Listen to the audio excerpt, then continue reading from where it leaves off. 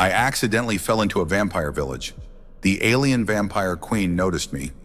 Then my fate changed. Orion Pierce was starting to think that maybe, just maybe, he wasn't cut out for this whole independent asteroid exploration gig. He squinted into the swirling violet mist that clung to the floor of the abandoned crater like a living thing. His boots, state-of-the-art and supposedly rated for all known terrains, made sad squelching noises with every step, as if they too regretted all the life choices that had led them here. Note to self, he muttered, adjusting the battered scanner strapped to his wrist. Next time you see a sign that says, "Enter at your own risk" in 3 languages, maybe don't. The scanner beeped helpfully, or mockingly, Orion wasn't sure, displaying a holographic map that was about as accurate as a drunken dart throw. The crater stretched out in impossible ways, ridges of black stone spiraling inward like some enormous, cosmic fingerprint.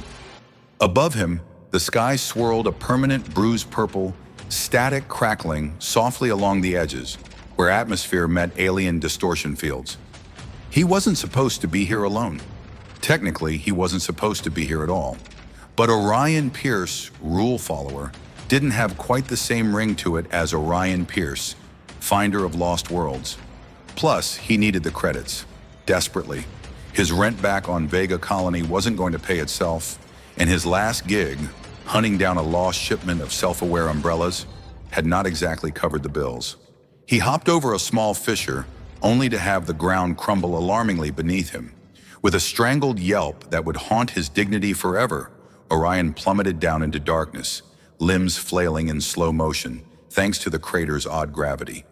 As he fell, he caught glimpses, twisting bioluminescent vines, strange structures shaped like spiraling teeth, the unmistakable glint of technology that looked ancient and yet disturbingly alive. It was less a fall and more a very poorly choreographed, interpretive dance of panic. Finally, with a graceless thud that jarred every bone in his body, Orion landed on something that gave a disappointed squawk.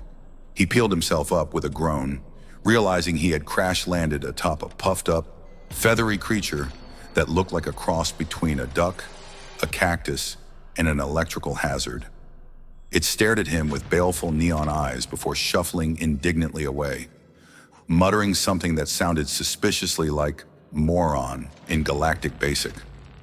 Yeah, join the club, Orion grumbled, dusting himself off. When he looked around, really looked, his breath caught. The crater's belly was a hidden city. Tall spires rose in elegant, impossible curves, woven through with silver vines that pulsed with a heartbeat of their own. Bridges arched between towers like spun sugar frozen mid-breeze. The streets glowed faintly, paved with stones that seemed to drink the light and reflect it back in star patterns. Strange, semi-transparent beings floated lazily overhead, trailing tendrils of soft blue mist. And yet, it felt wrong too, like the whole place was holding its breath. Orion took a cautious step forward, wishing he'd brought a weapon, or at least a large stick. His scanner buzzed erratically, cycling through symbols he didn't recognize, sharp-angled glyphs and sinuous curves, as if a language had evolved by talking mostly in riddles and death threats.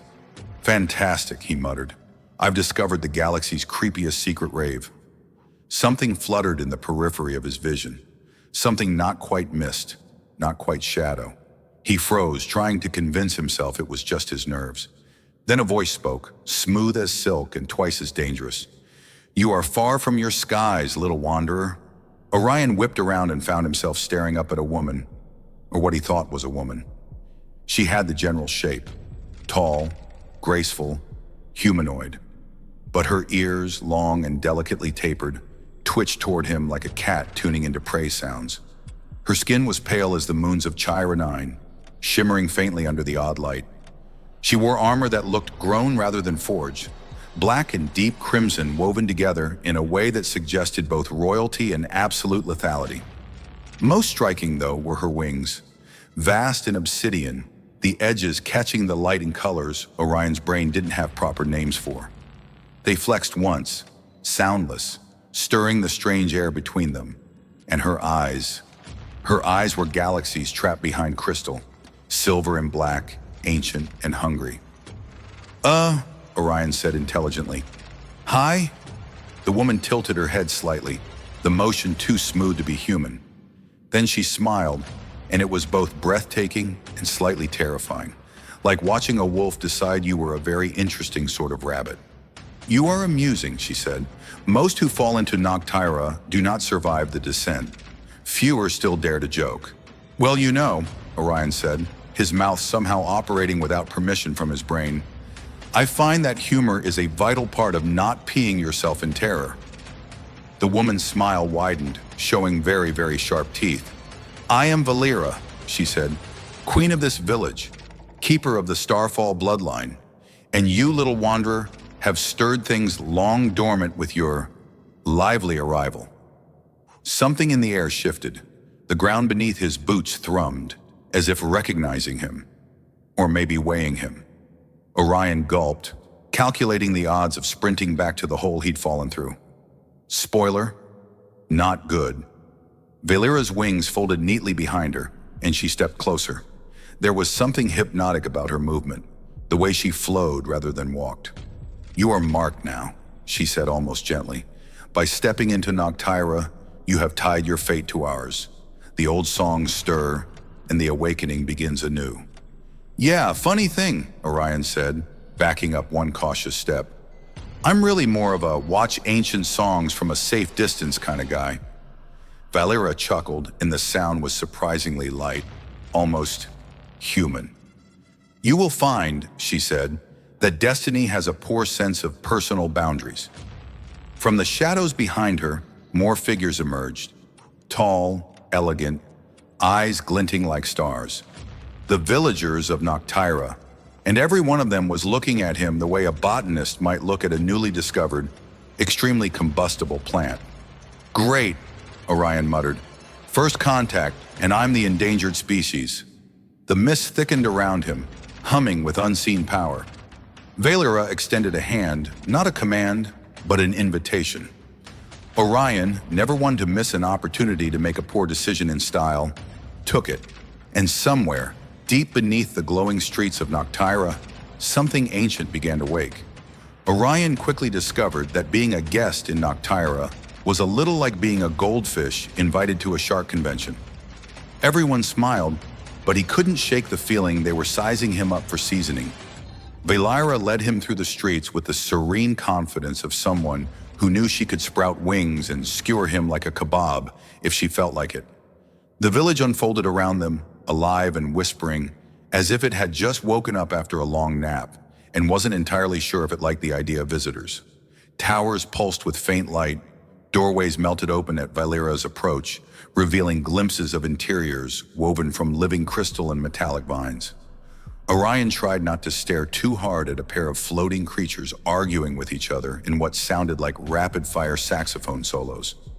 Whatever they were, they looked deeply insulted by his mere existence. So, Orion said, lengthening his stride to keep up with Valera's effortless glide, is there, like, a guest handbook I should read? Maybe a top 10 ways to not get eaten by locals brochure? Valera's lips quirked in that faint, dangerous smile again. Survival here requires adaptability and a willingness to accept the unusual.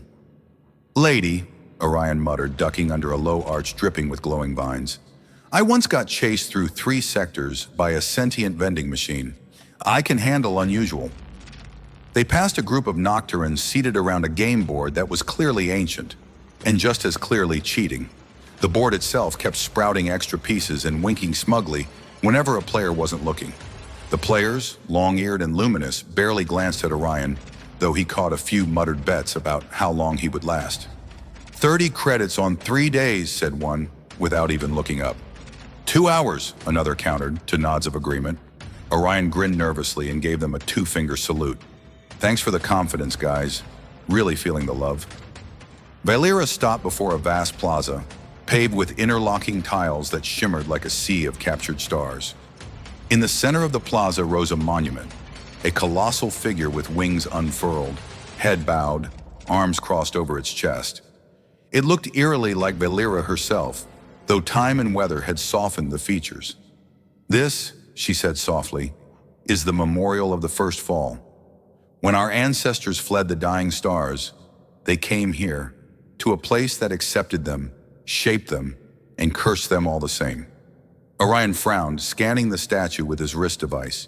Unsurprisingly, it beeped in confusion, flashed a smiley face, and promptly shut itself down. "Okay, no offense," he said, pocketing the useless tech. "But you're kind of underselling the cursed part. You make it sound like you guys got a free sample of doom with your new home." Valera's laughter echoed lightly off the stones. "In some ways, we did. This world changed us. It adapted us to survive, but survival came at a cost." She turned her silver-black eyes on him, and for a moment, Orion felt like he was being X-rayed down to his bad childhood memories. "And now," she added, "you have stirred something older than our curse." "Right," Orion said, trying to sound casual. "Stirring ancient, sleeping forces. That's usually a Tuesday for me. Sometimes a Wednesday if I'm feeling fancy." But beneath the humor, dread curled in his gut. He wasn't stupid. He could feel it. A low vibration under the ground, a pressure building, like the moment before a storm breaks. They continued through the plaza until they reached an enormous gateway. Unlike the rest of the village, which looked organic and living, the gate was purely mechanical, forged from metals that shimmered between colors Orion couldn't name. Symbols crawled over its surface like living tattoos. Valera placed a hand against the gate. It rippled under her touch, then slowly peeled itself open, revealing a descending staircase lit by soft, pulsing light. "Welcome to the Spindle," she said. "The heart of Noctira." Orion hesitated. "Is this the part where I get turned into a magical battery? Because I have to warn you, I'm low on caffeine and high on bad decisions." Valera smiled, and this time it was almost warm. "No, little wanderer, this is where you begin to understand." With a sigh that was at least 50% melodrama, Orion followed her into the depths. The Spindle was not what he expected. Instead of dank stone corridors and creepy echoes, it was a vast, spiraling library. A vortex of hovering archives, each a floating cube of data light. Creatures resembling mechanical dragonflies flitted between the cubes, chirping and occasionally bumping into each other with apologetic squeaks. Orion stared around, open-mouthed. "You guys have a library that looks like a DJ's fever dream." Valera led him to a central dais where a holographic map shimmered into existence. It depicted not just Noctira, but something vast and coiled beneath it. A slumbering starship of impossible size. "Our ancestors brought it with them," Valera said, voice reverent. "The ship mind. It protected us across light years. But when we landed here, something in this world changed it.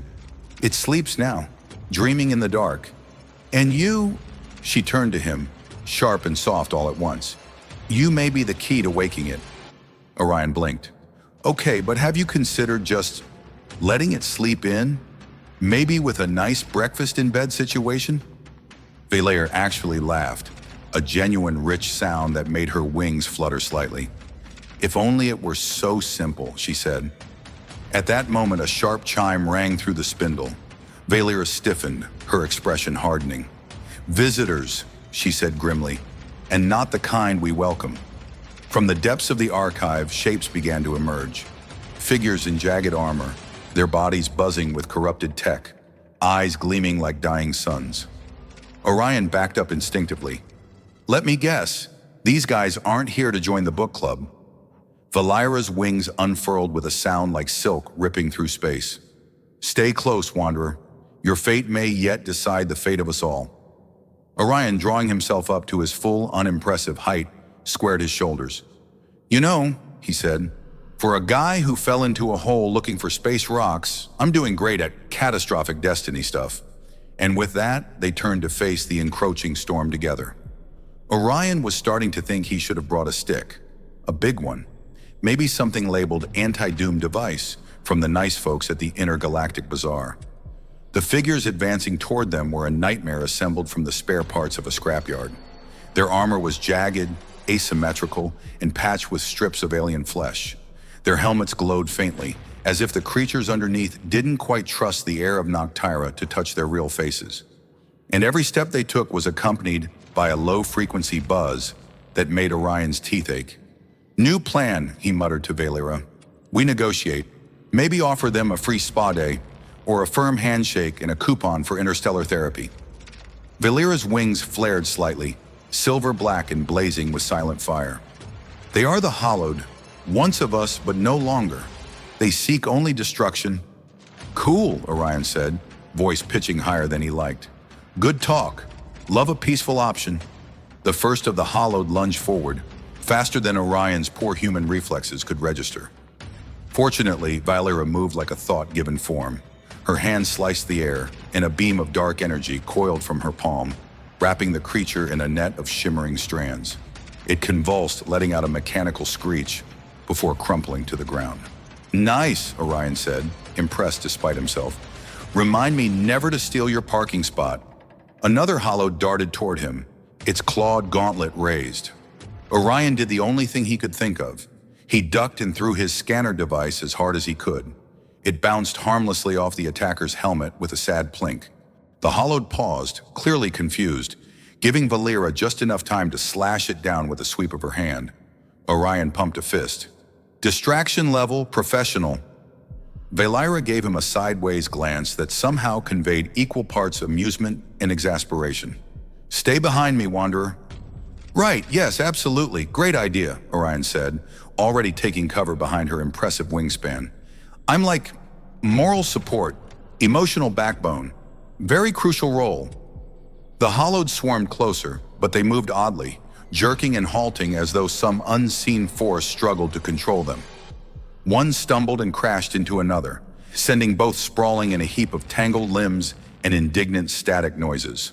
Orion blinked. Are they always this coordinated?" Valera narrowed her eyes. "Something is wrong. They are decaying."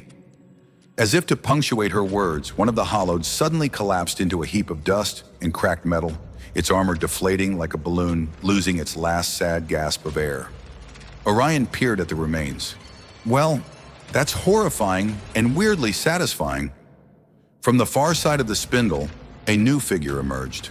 Tall, cloaked in strips of metal and light, its face hidden beneath a mask etched with the symbol of a cracked star. It held a staff that hummed with a frequency Orion felt more than heard, a frequency that tugged at the bones behind his eyes. Valera hissed under her breath. "The Shepherd of Ash." "Yeah, I'm gonna guess he's not here for a friendly round of laser tag," Orion said. The Shepherd raised its staff, and the hollowed immediately froze, their bodies trembling. Then as one, they turned their heads to Orion. He did not like being the center of attention, especially not this kind of attention. Valera stepped protectively in front of him. "He seeks you, Wanderer. The ancient blood, the thread of fate you carry." Orion took a careful step back. "Look, lady, I'm basically 90% caffeine and regret. You sure he's got the right guy?" The Shepherd spoke then, its voice a scraping, static whisper that oozed into every corner of the chamber. "Bring the key."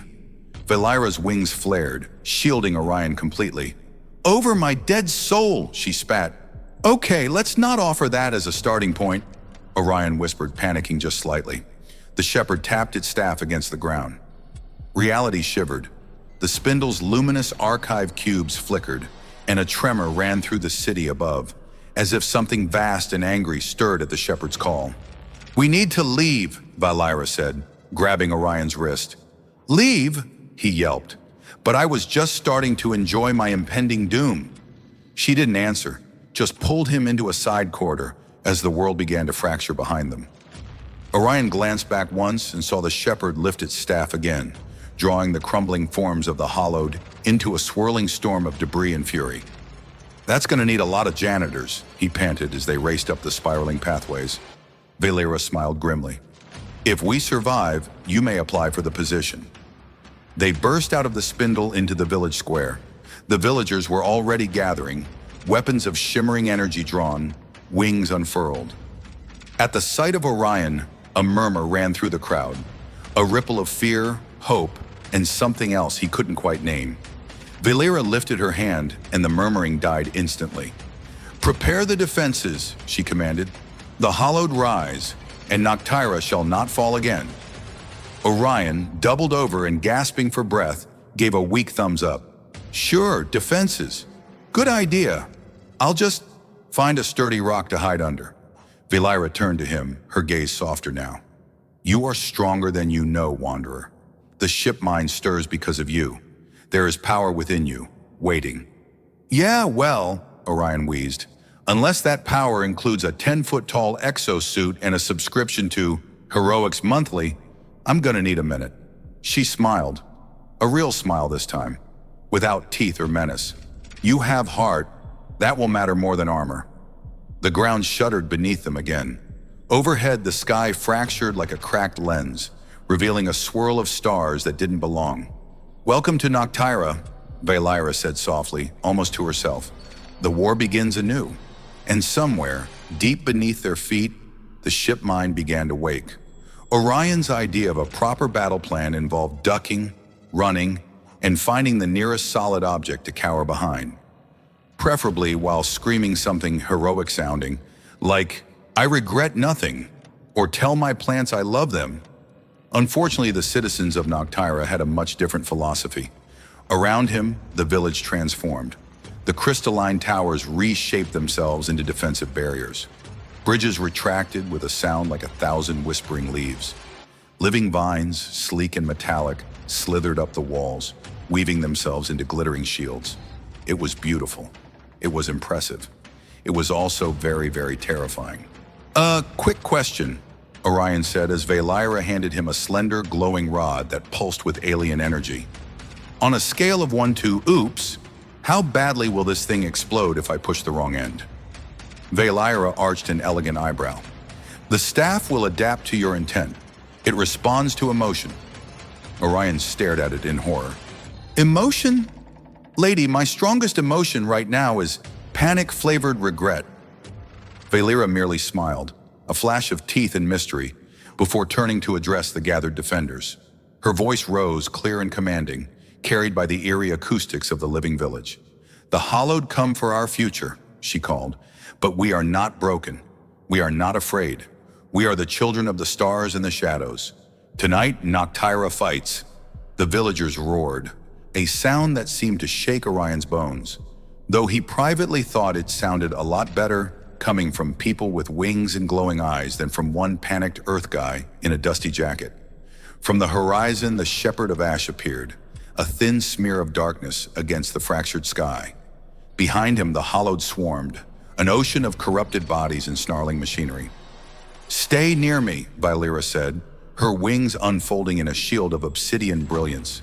The ship mind awakens slowly. We must buy it time.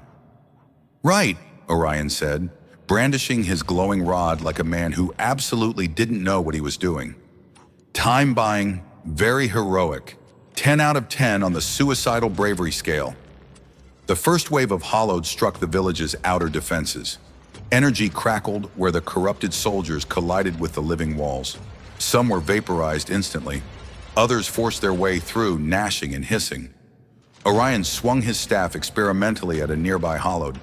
It emitted a cheerful whomp sound, and, to his astonishment, the creature flew backward as if punched by a giant invisible hand. I have powers, Orion crowed, then immediately tripped over his own foot and face-planted behind a pile of shimmering debris.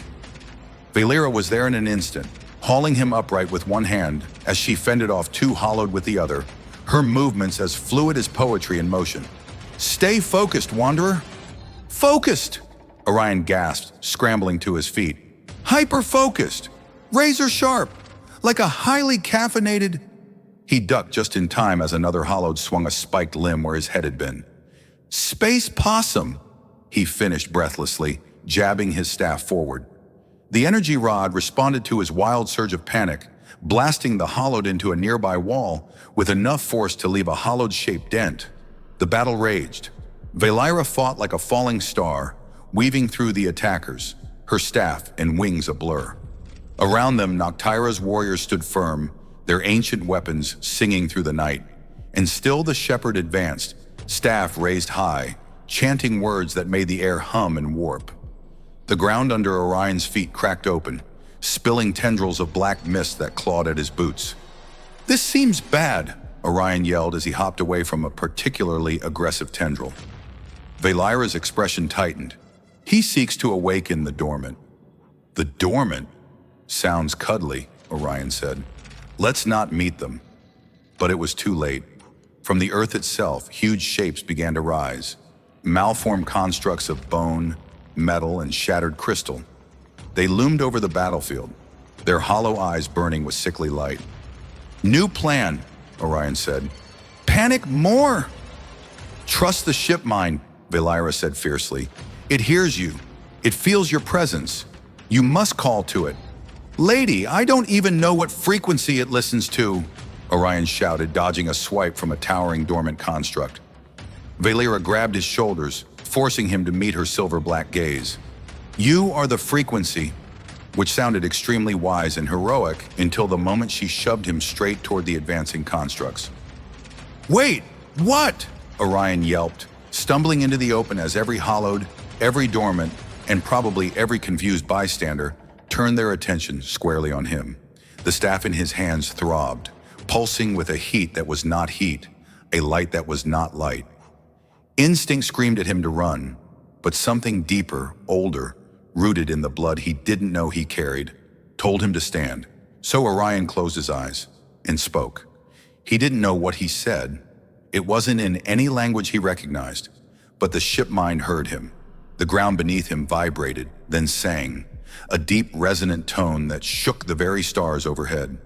Light exploded outward from the spindle, blasting through the cracks of Noctira, enveloping Orion in a web of shimmering, living starlight. The hollowed recoiled, screeching. The dormant construct shuddered, hesitated, and the ship mind awoke.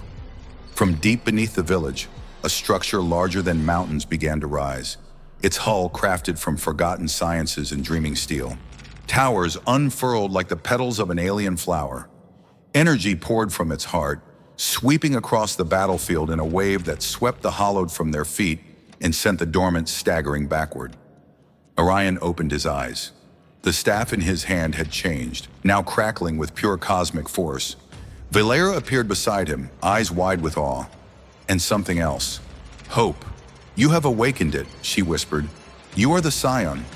Great, Orion said faintly. Do scions get dental coverage? Asking for a friend? Ahead, the shepherd of ash howled in fury, retreating into the swirling vortex from which he had come.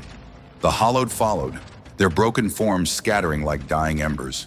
The battlefield fell eerily silent. Orion looked at the glowing ship mine, then at the stunned defenders, then back at Valera. So, do we celebrate now? He asked. Because I'm about 2 seconds away from inventing a victory dance no one's emotionally prepared for. Valera smiled, a real, full smile that softened her sharp beauty. Yes, Wanderer, for now, we celebrate. And as the first tentative cheers rose around them, Orion allowed himself to believe, just for a moment, that maybe, just maybe, he was exactly where he was meant to be. The morning after the battle, Noctira shimmered with a strange kind of peace, the kind that settled over a place when everyone was too tired to argue or set anything on fire. Orion lay sprawled on a crystalline bench, staring up at the strange, broken sky overhead. He'd been offered a bed, a real, plush one that even came with tiny alien mints on the pillow, but somehow lying under the open, fractured stars felt more fitting. Plus, it gave him a direct line of sight to any cosmic horrors that decided to drop by unannounced. A familiar pair of obsidian wings shadowed him. You're awake, Valera said, sitting down gracefully beside him, her long, elven ears twitching slightly in the cool breeze. Define awake, Orion croaked. If I'm awake, why does my entire body feel like it was steamrolled by an angry parade? You called upon the ship mind, she said, almost teasing. Few mortals survive that. Fewer still remain functional. Orion propped himself up on one elbow, squinting at her. Wait. Are you saying I'm technically functional? Valira's smile was sly. I said no such thing. He groaned and flopped back down, staring at the glittering shapes of the ship mine rising from beneath the village. It was even bigger now. Vast metallic towers that stretched into the wounded sky. gleaming like the bones of some forgotten god. It pulsed with a slow, steady rhythm, like the heartbeat of a reborn world. So, Orion ventured after a minute, does this mean I'm like what? Noctira's honorary space prince now? Do I get a crown, a cape, maybe a free sandwich card? You are our bond, Valera said, a seriousness threading through her amusement. The scion, the catalyst who awakened what was lost. The shepherd of Ash will return one day, but now we have the strength to resist him. Thanks to you. He swallowed, throat dry. No pressure then. Valera reached out and brushed a strand of hair from his forehead, an unexpectedly tender gesture that made Orion's stomach somersault like a caffeinated squirrel. You have changed more than our future, she said softly. You have changed yourself. Orion sat up fully now, his humor fading into something heavier, deeper. He thought about who he'd been before all this, a wandering scavenger, more comfortable talking to old satellites than people, his heart wrapped up tight in 1,000 layers of sarcasm and self-defense. Now he had allies, a purpose, a bond he hadn't even known he'd needed until he found it, or rather, until it found him. Orion cleared his throat awkwardly. So, what now? Is there a ceremony? An initiation where I have to fight a giant alien chicken or something? Valera laughed, low and musical. No chickens, although the feast may surprise you. As if summoned by her words, a chorus of villagers approached, carrying dishes piled high with strange, colorful foods. Some of it looked delicious. Some of it looked like it might bite back. One particularly aggressive loaf of bread was already sprouting small, inquisitive tendrils. Orion eyed it warily. Is the bread supposed to be alive? It shows great respect to the honored guest, Valera said, entirely too serious for his liking. He stared at her. You're joking. Her face remained an impenetrable mask of innocence, except for the small twitch at the corner of her mouth. Orion groaned. Great. First I fight undead techno-monsters. Now I'm gonna lose a thumb to a diplomatic pastry. Despite his grumbling, Orion stood and followed her into the heart of the celebration. Laughter and music filled the air, strange instruments weaving melodies that seemed to tickle the edges of his brain. Children with small translucent wings chased each other between the stalls, their giggles floating like bubbles. The villagers greeted him with warm, slightly unsettling enthusiasm. Gifts were thrust into his arms, a cloak woven from living thread, a dagger that whispered nonsense whenever he touched it, and a tiny metallic cube that insisted on narrating his every move in a deep, dramatic voice. Orion the Brave accepts the second dumpling, the cube declared as he awkwardly juggled his plate. He decided to name the cube Harold. Harold was very loud, very persistent, and absolutely terrible at whispering. Through it all, Valera stayed close, her presence like a steady gravity drawing him in. They danced, badly in Orion's case, spectacularly in Valera's, and somehow managed not to cause an interstellar incident. As the twin moons of Noctira rose above the shattered sky, casting silver and violet light over the village, Orion found himself standing with Valera at the highest point of the ship mine's newly formed citadel. Below them, Noctira gleamed, alive and whole. You could stay, Valera said, voice careful. You are one of us now. Orion hesitated, looking out over the village, the stars, the vast unknown that called to him just as fiercely. I could, he said finally, or I could keep doing what I do best. Valera tilted her head. Getting into trouble? Exactly, he grinned. Exploring, finding old ruins, maybe saving a planet or two along the way, with the occasional existential crisis thrown in for fun. Valera laughed again, a sound he realized he never wanted to forget. Then we shall be your home whenever you need one. It wasn't a demand. It wasn't a chain. It was a promise. He turned toward her, the woman with long ears, starfire in her veins, and a heart fiercer than any galaxy. I'll be back, he said. And we'll be waiting, she answered. He leaned in without thinking, pressing a kiss to her forehead, a gesture small, clumsy, but somehow more real than anything he could have said. With Harold buzzing at his hip, Orion the Tender displays great emotional maturity and a heart heavier but fuller than it had ever been. Orion set off into the night, toward new craters, new mysteries, and whatever wild, ridiculous adventures the universe had waiting for him. Because he wasn't just a wanderer anymore. He was the scion of Noctira, and his story had only just begun. The end